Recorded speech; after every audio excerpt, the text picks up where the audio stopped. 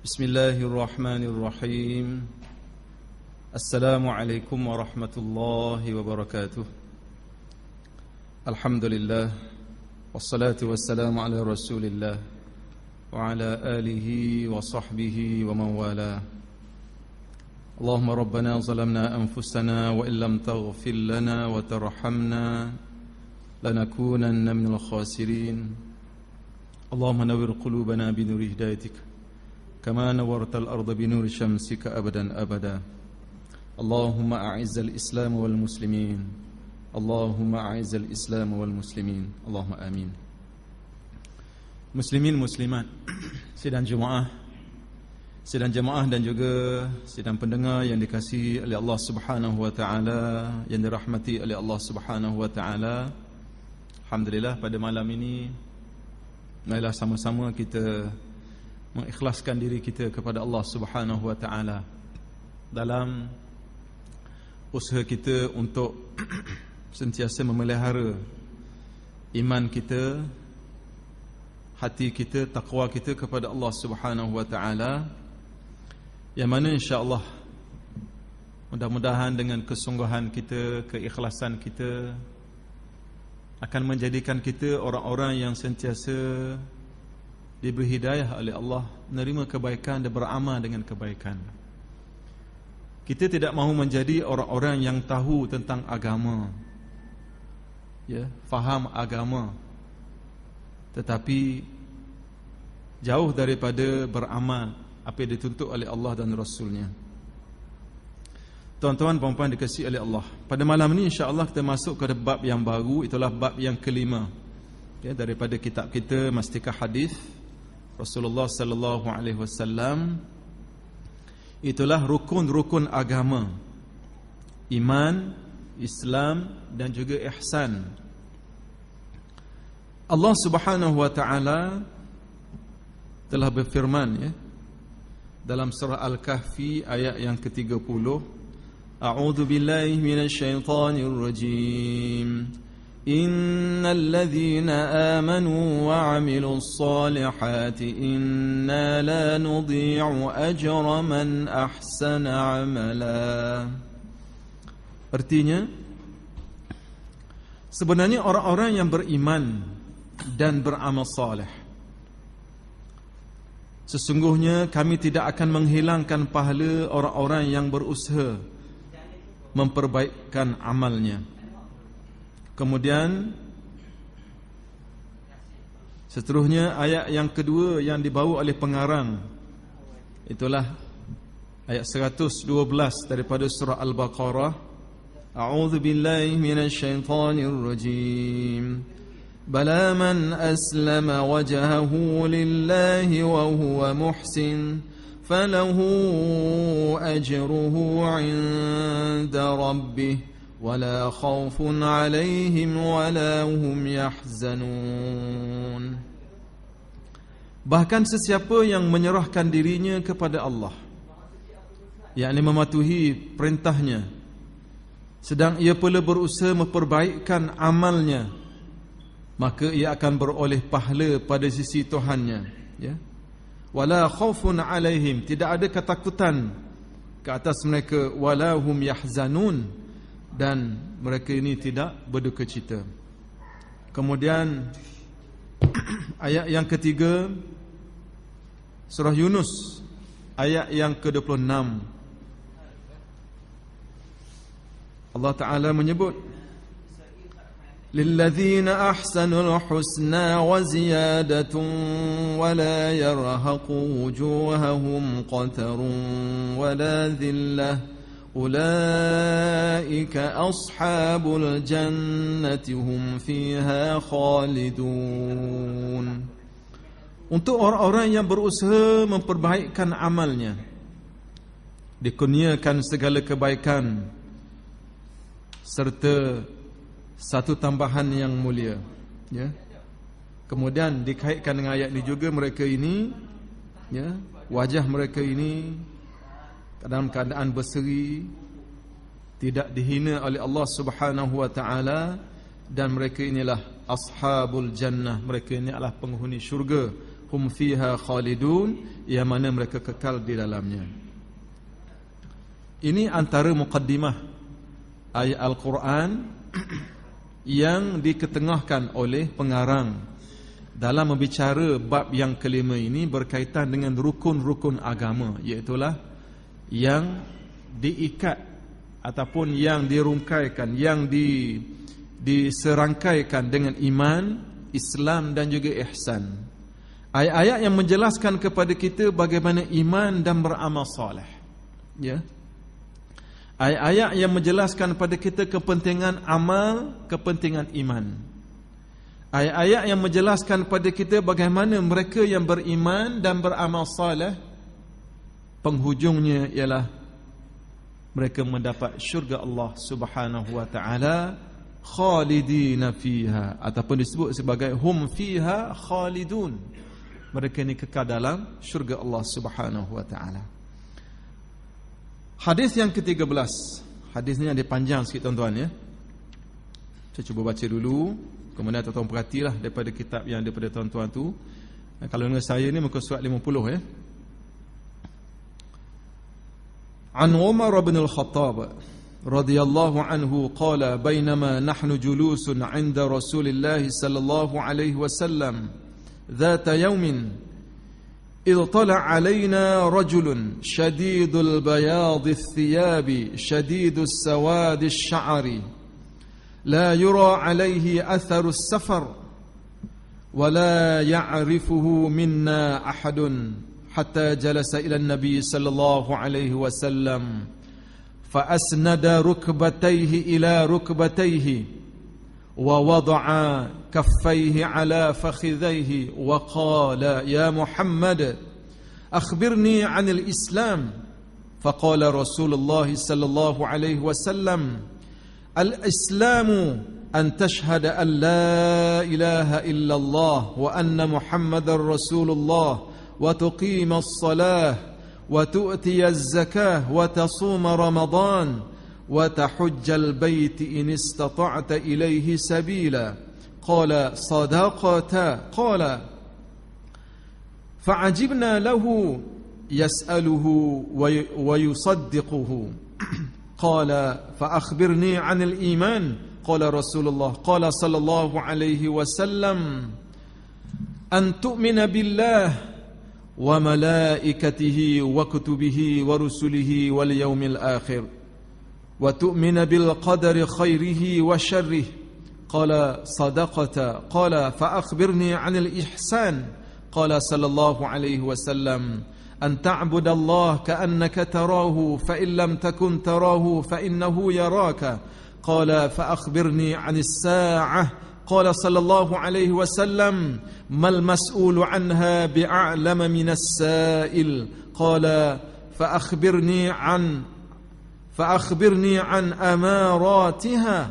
قال صلى الله عليه وسلم أن تلد الأمة ربتها وأن ترى الحفاة العراة العالة رعاء الشاء يتطاولون في البنيان. قال ثم انطلق فلبثت مليا. ثم قال صلى الله عليه وسلم يا عمر أتدري من السائل؟ قلت الله ورسوله أعلم. قال صلى الله عليه وسلم هذا جبريل أتاكم يعلمكم دينكم. رواه مسلم أو كما قال صلى الله عليه وسلم. Daripada Umar bin Al-Khattab radhiyallahu anhu, katanya, pada suatu hari dalam masa kami sedang duduk di sisi Rasulullah sallallahu alaihi wasallam, tiba-tiba muncul kepada kami seorang lelaki, putih melepak pakaiannya, hitam legan rambutnya, tidak kelihatan padanya tanda-tanda perjalanan, yakni sebagai seorang pengembara, dan tidak ada seorang pun daripada kami yang mengenalinya. Demikianlah halnya sehinggalah ia duduk menghadap Nabi sallallahu alaihi wasallam, lalu ia menemukan kedua lututnya kepada kedua lutut baginda sallallahu alaihi wasallam sambil meletakkan kedua tapak tangannya atas kedua pahanya serta berkata, "Wahai Muhammad, berilah tahu kepadaku tentang Islam." Maka Rasulullah sallallahu alaihi wasallam menerangkan, Islam itu ialah engkau melafazkan kalimah syahadah, yakni meyakini serta menerangkan kebenaran bahawa sesungguhnya tiada Tuhan yang berhak disembah melainkan Allah, dan bahawa sesungguhnya Nabi Muhammad ialah pesuruh Allah, dan engkau mendirikan sembahyang dan memberi zakat serta berpuasa pada bulan Ramadan, dan juga engkau mengerjakan haji ke Baitillah jika engkau mampu sampai kepadanya. Mendengarkan penerangan baginda yang demikian, ia berkata, "Benarlah apa yang Tuan katakan itu." Kata Umar, maka kami merasa hairan terhadap orang itu. Ia bertanya kepada baginda Nabi sallallahu alaihi wasallam, dan ia juga mengesahkan benarnya sebagai seorang yang mengetahui perkara yang ditanyakannya itu. Kemudian ia bertanya lagi, "Berilah tahu kepadaku tentang iman." Nabi sallallahu alaihi wasallam menerangkan, iman itu ialah engkau beriman kepada Allah, malaikat-malaikatnya, kitab-kitabnya, rasul-rasulnya, serta hari akhirat, dan engkau beriman kepada takdir, iaitu yang ditentukan oleh Allah Subhanahu wa taala, baiknya dan buruknya. Mendengarkan yang demikian, ia berkata, "Benarlah apa yang Tuan katakan itu." Kemudian ia bertanya lagi, "Berilah tahu kepadaku tentang ihsan." Nabi sallallahu alaihi wasallam menerangkan, ihsan itu ialah engkau mengerjakan ibadat kepada Allah Subhanahu wa taala seolah-olah engkau melihatnya, yakni memperhatikan keadaanmu. Kiranya engkau tidak dapat melakukan yang demikian, maka ingatlah bahawa Allah Subhanahu wa taala tetap melihat, memerhatikan keadaanmu. Kemudian orang itu bertanya lagi, "Selain itu, maka berilah tahu kepadaku tentang masa berlakunya hari kiamat." Nabi sallallahu alaihi wasallam menjawab, orang yang ditanyakan mengenai hal ini bukanlah seorang yang lebih mengetahui dari yang bertanya. Orang itu bertanya lagi, "Jika demikian, maka berilah tahu kepadaku tentang tanda-tanda kedatangan hari kiamat itu." Nabi sallallahu alaihi wasallam menerangkan, tanda-tanda itu ialah engkau akan dapati adanya hamba perempuan yang melahirkan anak yang menjadi tuannya, dan engkau akan melihat orang-orang, yakni penduduk desa, yang berkaki ayam, yang tidak berpakaian sempurna, yang miskin menderita, yang menjadi gembala kambing, bermegah-megah dan berlawan-lawan antara satu dengan yang lain dalam perkara membina bangunan-bangunan yang tinggi. Umar berkata, kemudian orang itu pun pergilah, maka tinggallah aku beberapa hari, yakni memikirkan halnya dan hendak mengetahui siapakah dia. Kemudian Rasulullah sallallahu alaihi wasallam bertanya kepadaku, sabdanya, "Wahai Umar, tahukah engkau siapa orang yang bertanya itu?" Aku menjawab, "Allah dan Rasulnya jualah yang mengetahui." Pada saat itu Rasulullah sallallahu alaihi wasallam menerangkan, orang itu ialah Jibril alaihi salam. Ia datang untuk mengajar kamu akan agama kamu. Hadis rawahu Muslim. Tuan-tuan bapa yang dikasihi oleh Allah, hadis ni agak panjang. Dia cerita kepada kita, iaitulah Umar Al-Khattab radhiyallahu anhu meriwayatkan hadis ini, cerita kepada kita bagaimana telah datang seorang lelaki, ya, duduk menghadap Nabi, ya. Kalau istilah kita gak belaga lutut dengan Nabi, rapat sungguh. Dan yang pertama dia tanya apa? Ya, dia tanya apa benda Islam tu. Maka Nabi jawab, dia kata, iaitulah asyhadu an la ilaha illallah wa asyhadu anna Muhammadar Rasulullah, sembahyang, diri sembahyang, tunai zakat, puasa, haji. Kemudian soalan yang kedua dia tanya tentang iman. Apakah iman? Jawab Nabi sallallahu alaihi wasallam dalam hadis kita baca tadi, iaitulah kamu beriman dengan Allah, malaikatnya, kitabnya, rasulnya, hari akhirat. Beriman dengan qada dan qadar, yang baik, yang buruk. Kemudian dia jawab. Dia tanya dan dia jawab. Sadaqata. Ni Sayyidina Umar pelik ni. Dia tanya, dia jawab. Benar katanya. Kena dia tanya lagi soalan yang ketiga. Fa akhbirni 'anil ihsan. Tanya lelaki tadi. Lelaki yang digambarkan oleh Umar tak nampak macam orang musafir. Pakaiannya comel, tak berdebu, rambutnya terurus, hitam molek. Kalau istilah kita, hitam legang molek, muka macam berdebu orang musafir di padang pasir.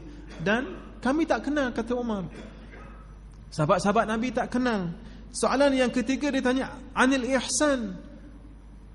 Maka jawab Nabi sallallahu alaihi wasallam, ihsan ni bila kamu menyembah Allah macam kamu tengok. Kalau kamu tak tengok, sesungguhnya Allah melihat kamu, melihat engkau. Maka ditanya lagi soalan yang ketiga. Soalan ketiga, soalan keempat ditanya lagi.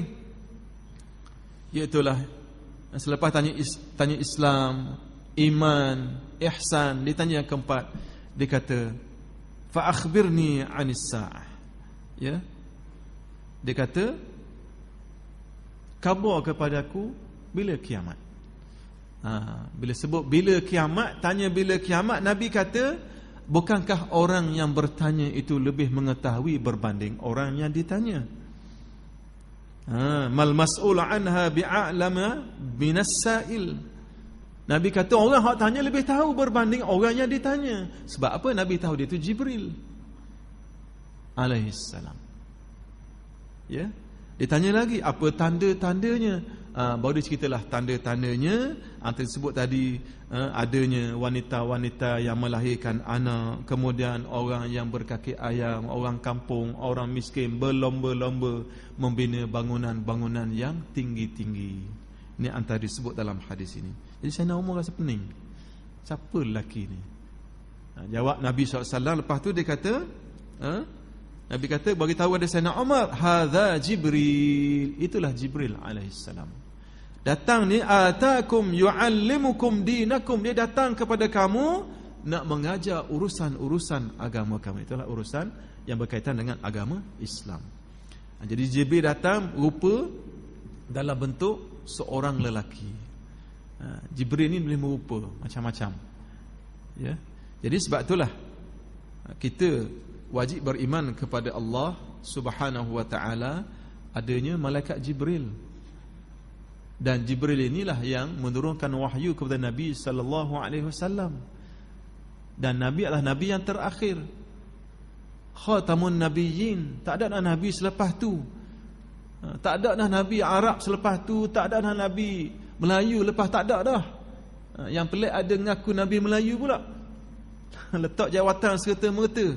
Allahu Akbar. Ini mengarut belaka ni. Baik. Ini kesimpulan ataupun beberapa gambaran daripada hadis ini yang diriwayat ataupun yang direkodkan oleh Imam Muslim, yang ditanya oleh Jibril alaihissalam beberapa perkara. Yang pertama berkaitan dengan Islam, Nabi jawab. Berkaitan dengan iman, Nabi jawab.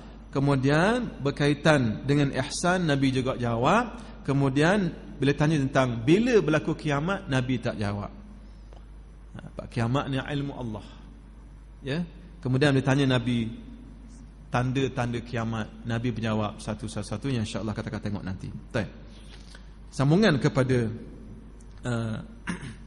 yang kita bincang ini, hadis yang ke-13 ini menerangkan yang pertama, ada kalanya malaikat pembawa wahyu, itulah Jibril alaihissalam, menyamar ataupun menyerupai diri sebagai seorang manusia. Yang kedua, iman, Islam dan ihsan. Hadis ni cerita tentang iman, cerita tentang Islam, cerita tentang ihsan. Yang ketiga, tanda-tanda kedatangan kiamat. 3 benda ni antara perkara-perkara asas yang cuba nak diketengahkan dalam hadis ini daripada persoalan-persoalan Jibril alaihi salam dia datang mengajar, datang mengajar kepada Nabi dan juga kepada para sahabat, ataupun lebih mudah tersebut kepada kita bagaimana Jibril datang nak ajar kepada para sahabat dan berjumpa Nabi nak cerita yang berkaitan dengan Islam, yang cerita berkaitan dengan iman dan juga ihsan. Sebab tu Nabi sebut dalam hujung hadis ini, hadza Jibril, ini Jibril alaihi salam, atakum, datang kepada kamu, yuallimukum dinakum, dia ajar kepada kamu tentang urusan-urusan agama kamu, Islam. Lepas tu dia pergi, tak ada orang kenal dia. Huraiannya yang pertama, apa dia tuan-tuan? Malaikat Jibril alaihi salam ada kalanya menyamar ataupun menyerupai diri sebagai seorang manusia. Pada suatu hari sedang Rasulullah sallallahu alaihi wasallam dihadapi oleh sahabat-sahabatnya, tiba-tiba datanglah seorang lelaki seperti yang diterangkan dalam hadis ini, lalu bertanya kepada baginda tentang perkara-perkara agama. Bila baginda menjawab pertanyaan, ia segera mengesahkan benarnya. Ia menjadikan sahabat-sahabat baginda hairan memikirkan halnya. Dia bertanya dan ia pula mengesahkan kebenaran jawapan baginda. Dia tanya, dia jawab. Dia tanya soalan, dia jawab. Betul, dia kata. Nabi jawab, dia kata betul. Tanya soalan kepada Nabi, Nabi jawab betul, sadaqata. Jadi sahabat-sahabat rasa hairan. Baik. Kehairanan sahabat-sahabat Nabi itu hilang apabila baginda sendiri menerangkan pada akhirnya bahawa yang bertanya itu ialah malaikat Jibril alaihi salam. Dia kata hadza Jibril. Jadi keraguan, persoalan-persoalan yang bermain dalam pemikiran sahabat, lelaki mana tak pernah jumpa ni, terjawab. Dan Nabi kata hadza Jibril. Inilah Jibril alaihi salam. Ya. Kemudian pengarang dia cuba ketengahkan persoalan-persoalan yang berkaitan dengan wahyu. Ya. Wahyu adalah satu perkara pokok yang menjadi dasar bagi segala perkara agama. Orang yang tidak mempercayai wahyu sudah tentu tidak ada kepercayaannya kepada rasul-rasul utusan Allah, kitab-kitabnya dan lain-lain lagi yang berhubung dengan iman. Ada orang yang percaya bahawa junjungan kita Muhammad sallallahu alaihi wasallam seorang pemimpin yang bijak. Jika setakat itu sahaja kepercayaannya terhadap baginda, maka ia belum cukup. Selagi dia tidak mempercayai bahawa kebijaksanaan baginda itu selain daripada sifat semula jadi yang istimewa, baginda pula mendapat wahyu dan pimpinan daripada Allah Azza wa Jalla.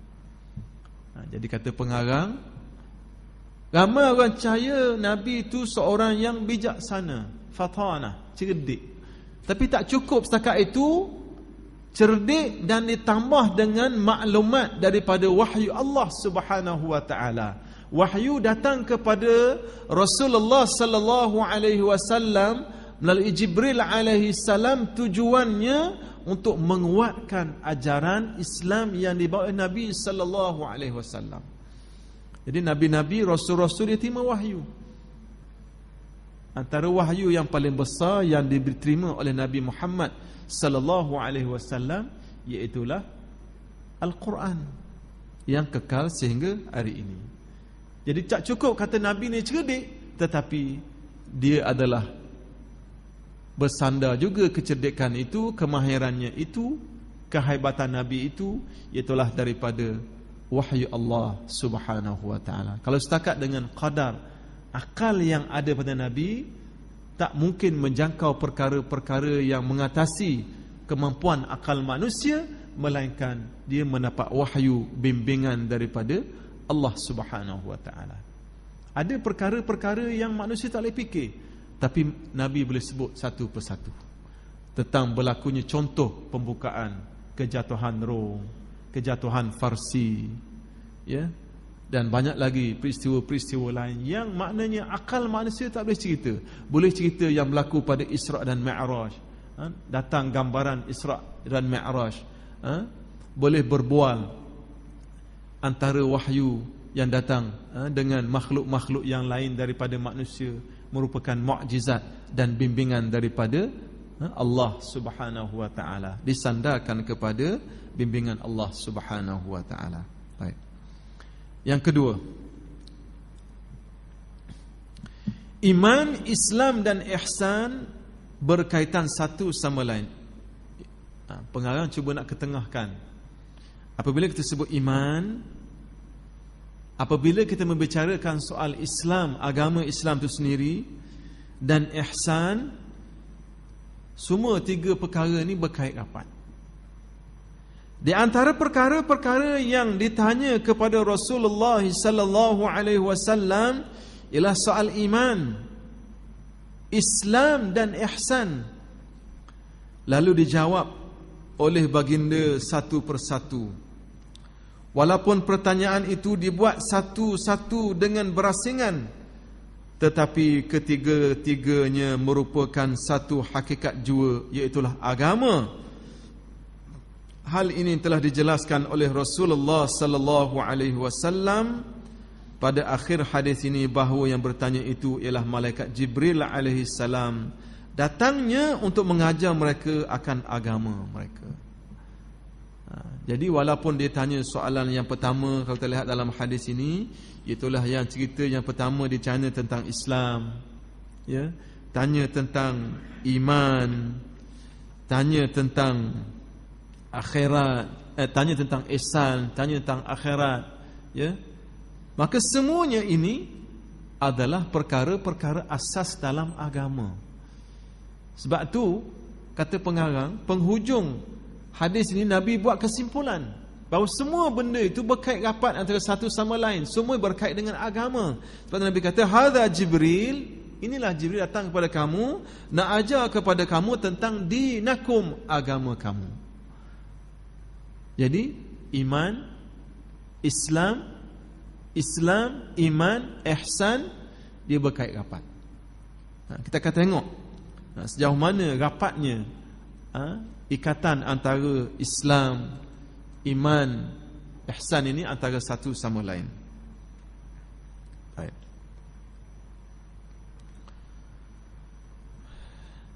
Di antara perkara-perkara yang ditanya, ya, Okey, pergerah yang kedua, ya, kita dah baca tadi. Jelasnya agama itu jika dipandang, ya, dari segala amalan-amalan zahir, ya, disebut dengan nama Islam. Jika dipandang dari segi kepercayaan dan keyakinan hati, disebut dengan nama iman. Dan jika dipandang dari segi kesempurnaan cara pelaksanaan, dua perkara itu disebut dengan nama ihsan. Jadi pengarang kata, apabila kita sebut agama ni, yang mana dalamnya adalah Islam dari sudut kepercayaan dan keyakinan hati. Islam tu kalau lihat dipandang dari sudut zahir dia, amalan-amalan zahir kita panggil Islam. Kalau pandang dari sudut kepercayaan, keyakinan pada hati, soal-soal akidah, soal-soal kepercayaan, itu kita panggil iman. Sebab itu kalau kita buka kitab-kitab tauhid, disebut iman bil qalb, iman dengan hati, yakin dengan hati. Benda itu bukan zahir, benda dalaman. Soal akidah, soal kepercayaan. Soal kepercayaan adalah soal yang berkait dengan soal hati. Ya? Baik. Dan dikata jika dipandang dari segi kesempurnaan Islam, kesempurnaan iman, maka dia disebut sebagai ihsan. Comelnya Islam seseorang, comelnya iman seseorang ialah disimpulkan ke dalam adanya ihsan ataupun sebaliknya dalam amalan. Seperti mana yang diterang dalam hadis ini. Jadi Islam, iman, ihsan, tiga perkara yang dipandang dari segi yang berlainan ini tidak harus berpisah antara satu dengan lain. Dia sekali je. Itulah dia sebut sebagai agama. Ya. Kemudian agama itu adalah ibarat sebatang pohon. Okey, kata pengarang, agama itu ibarat satu pohon. Akar umbinya serta usul asalnya bahkan benihnya ialah iman. Dan seluruh pohon itu meliputi batangnya, dahannya, rantingnya, daunnya, bunganya dan buahnya ialah Islam. Manakala kesuburannya, keharumannya, kemanisannya dan seluruhnya keindahannya ialah ihsan. Jadi berkait rapat. Agama ni macam satu pohon, dia kata. Ya? Umbinya, usulnya itulah iman. Ya? Yang ada pada pokok tadi. Dahan dia, ranting, buah dan sebagainya, itulah Islam. Manakala kesuburan, keelokan, kemanisan, ya, harum, bau dan sebagainya, maka itulah dikata ihsan. Maknanya satu pokok yang digabungkan semua benda. Adanya batang, adanya buah, adanya rasa, baik tak baik, maka berada di situ. Dengan huraian ini nyatalah salah orang yang menganggap bahawa iman, Islam dan ihsan boleh berasingan antara satu dengan yang lain. Dan lebih-lebih lagi salahnya orang yang menganggap bahawa ihsan itu boleh atau dapat dilaksanakan dengan ketiadaan iman dan Islam, kerana ihsan itu ialah sifat bagi keduanya, dan sememang maklum bahawa sifat tidak boleh ada dengan ketiadaan mausuf ataupun perkara yang disifatkan. Jadi ada orang kata boleh pisah antara ihsan, iman dan Islam. Jadi menafikan di sini bahawa keelokan agama seseorang itu tidak boleh dipisah. Islamnya, imannya dan ihsannya. Comel Islam dia, comel iman dia, keyakinan dia dan pelaksanaan dalam bentuk ihsan yang sebaiknya, maka itulah agama seseorang. Tak boleh pisah. Jadi kata kalau ada orang kata boleh pisah, itu salah. Ya, baik. Kemudian pengarang cuba bawa, ya, cuba bawa kepada kita Islam dan asasnya yang 5. Islam dan rukunnya yang 5. Sebagaimana yang telah diterangkan bahawa salah satu daripada pengertian Islam itu ialah hukum-hukumnya dan keterangan yang dibawa oleh Nabi Muhammad sallallahu alaihi wasallam daripada Allah Azza wa Jalla. Hukum-hukumnya dan perbuatan yang tersebut yang terdiri daripada suruh dan tegah meliputi segala bidang hidup umat manusia. Islam yang demikian sifatnya berasaskan 5 perkara sebagaimana yang diterangkan oleh baginda dalam hadis ini. Daripada 5 asas inilah terbit dan kembali kepadanya segala hukum dalam setiap keadaan oleh umat manusia, keadaan umat manusia dalam alam kehidupan ini. Jadi ada 5 perkara. Ya, 5 perkara yang menjadi asas. Okey. Yang pertama, mengakui kebenaran tiap-tiap perkara yang benar dan melafazkan kalimah taqwa. Iaitulah asyhadu an la ilaha illallah wa asyhadu anna Muhammadar Rasulullah. Ini antara asaslah 5 perkara yang dikaitkan dengan rukun Islam tu. Rukun Islam 5 perkara. Baik. Okey, kita sambung lagi perbincangan daripada asas Islam yang 5. yang mengakui kebenaran tiap-tiap perkara yang benar dan melafazkan kalimah taqwa. Antara syarat-syarat bagi mencapai keselamatan dan kebahagiaan dunia dan akhirat ialah menghormati kebenaran setiap perkara yang benar dengan jalan mengakui dan mengamalkannya. Ini dengan sendirinya mewajibkan menolak kesalahan tiap-tiap perkara yang salah. Ya, jadi bila kita beriman kepada Allah, beriman kepada Islam ni datang daripada Allah Subhanahu wa taala, maka kita kena akur, percaya, bukan setakat mengakui, bahkan mengamalkannya apa yang diperintahkan daripada 5 perkara itu. Oleh kerana sebenar-benar perkara yang benar ialah keesaan Allah. Ya, maknanya tidak ada perkara yang paling benar melainkan keesaan Allah Subhanahu wa taala. Tuhan yang wajib, wajibul wujud, Tuhan yang ada ini, dan kerasulan Nabi Muhammad sallallahu alaihi wasallam, maka mengucap 2 kalimah syahadah, iaitu asyhadu an la ilaha illallah wa anna Muhammadar Rasulullah, yang mana artinya aku meyakini serta menerangkan kebenaran bahawa sesungguhnya tiada Tuhan yang berhak disembah melainkan Allah, dan bahawa sesungguhnya Nabi Muhammad pesuruh Allah, adalah menjadi asas atau rukun kepada Islam yang pertama, bahkan menjadi anak kunci bagi seseorang masuk Islam. Kunci asas kepada Islam ialah syahadah ini, penyaksian Allah tidak ada Tuhan kecuali Allah yang Maha Esa.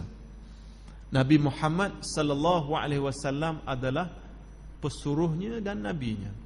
Ini kunci.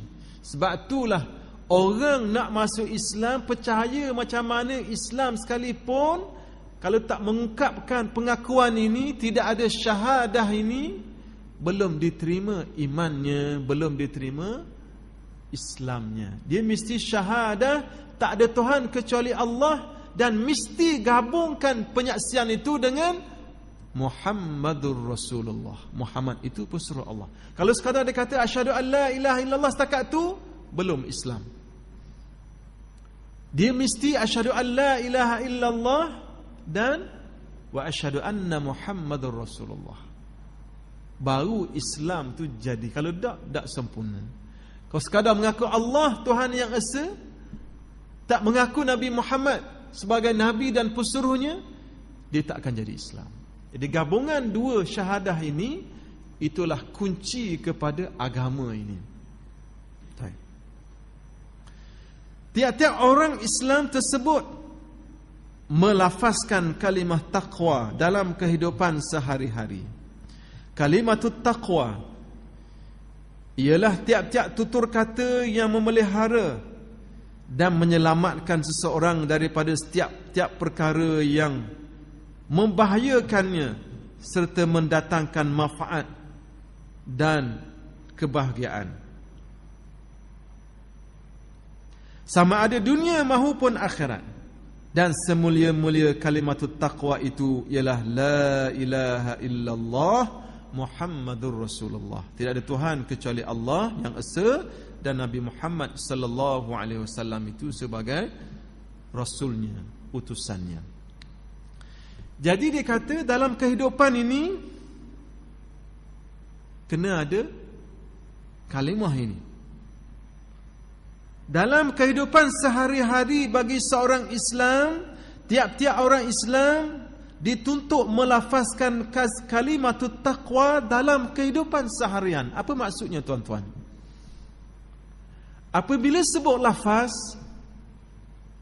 tidak ada Tuhan kecuali Allah yang Esa, dan Nabi Muhammad sallallahu alaihi wasallam sebagai pesuruhnya, lafaz itu mestilah dihayati dalam kehidupan. Sebab tu pengarang kata mesti sebut dalam kehidupan seharian syahadatul haq ini, ataupun kalimatut taqwa ini.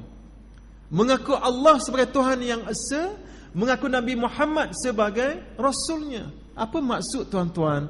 Maksudnya dalam segala genap ruang lingkup kehidupan kita, inilah payungnya, keyakinannya, kehidupan pribadi kita, kehidupan keluarga kita, kehidupan pribadi, Allah dan Rasul payungnya. Kehidupan keluarga, Allah dan Rasul payungnya. Apa yang Allah suruh, apa yang Allah larang, apa yang Nabi suruh, apa yang Nabi larang, itulah kita ikut. Sebab tu dia kata pengarang, tiap-tiap orang Islam dituntut melafazkan kalimat taqwa dalam kehidupan sehari-hari. Bukan dalam syahadah tahiyat akhir je, tahiyat awal je, tak. Kehidupan, boleh sebut kehidupan semua. Pribadi kita, keluarga kita, hidup bermasyarakat sama juga. Bila kita hidup bermasyarakat, masyarakat kita sepatutnya payungnya, sifat masyarakat itu adalah sifat masyarakat yang beriman, bertakwa kepada Allah. Sifat masyarakat yang beriman, yang bertakwa kepada apa diperintahkan oleh Rasul sallallahu alaihi wasallam. Barulah kalimat taqwa la ilaha illallah itu menyelinap masuk pada pribadi, menyelinap masuk pada keluarga, menyelinap masuk sempurna dalam pembinaan masyarakat. Dan begitulah negara sepatutnya. Bila negara itu sepatutnya beriman kepada Allah, maknanya mematuhi apa diperintah oleh Allah dan Rasulnya. Semua benda, ekonominya, pentadbirannya, kehidupan sehariannya, hukum hakamnya, apa Allah suruh, apa Allah larang, dia kena ikut. Barulah disebut negara tadi negara Islam, secara sebutan dan secara amalannya. Jadi syahadah ini luas. Sebab tu Nabi kata, siapa yang akhir kalimahnya menyebut sebelum dia wafat, sebelum nafas terakhir dia, hembus nafas yang terakhir dia kata apa? Siapa yang menyebut akhir kalamnya, man qala la ilaha illallah, siapa menyebut la ilaha illallah di penghujung kalamnya, maka dakhalal jannah, akan masuk syurga. Sebab apa? Penghayatannya, amalannya, keyakinannya. Maka inilah yang dikatakan syurga Allah Subhanahu wa ta'ala. Kita jangan sempitkan makna kalimah tauhid ini, ataupun kita sebut sebagai kalimatun tayyibah ini. Jangan sempitkan sekadar syahadah mengucap. Tak, semua benda. Baru dia kata merangkumi dalam kehidupan seharian. Sebab itulah Islam mengajar kita bahawa bila kita mengucap, semua benda di bawah naungan dan bimbingan Allah Subhanahu wa ta'ala. Baik pribadi, baik keluarga, baik masyarakat, dan lebih besar daripada itu, sepatutnya di bawah tunjuk ajar, arahan, perintah, hukum hakam Allah Subhanahu wa ta'ala. Mudah-mudahan, seperti sekat dulu, mudah-mudahan Allah Ta'ala jadikan kita orang yang mengucap dengan syahadah ini dan dapat beramal dengan tuntutan syahadah ini. Wallahu alam. Aku liqauli hadza wa astaghfirullahal azim li wa lakum. Wassalamu alaikum warahmatullahi wabarakatuh. Bismillahirrahmanirrahim. Wal 'asr. Innal insana lafi khusr. Illa alladziina amanu wa tawassaw bil haqqi wa tawassaw bis sabr.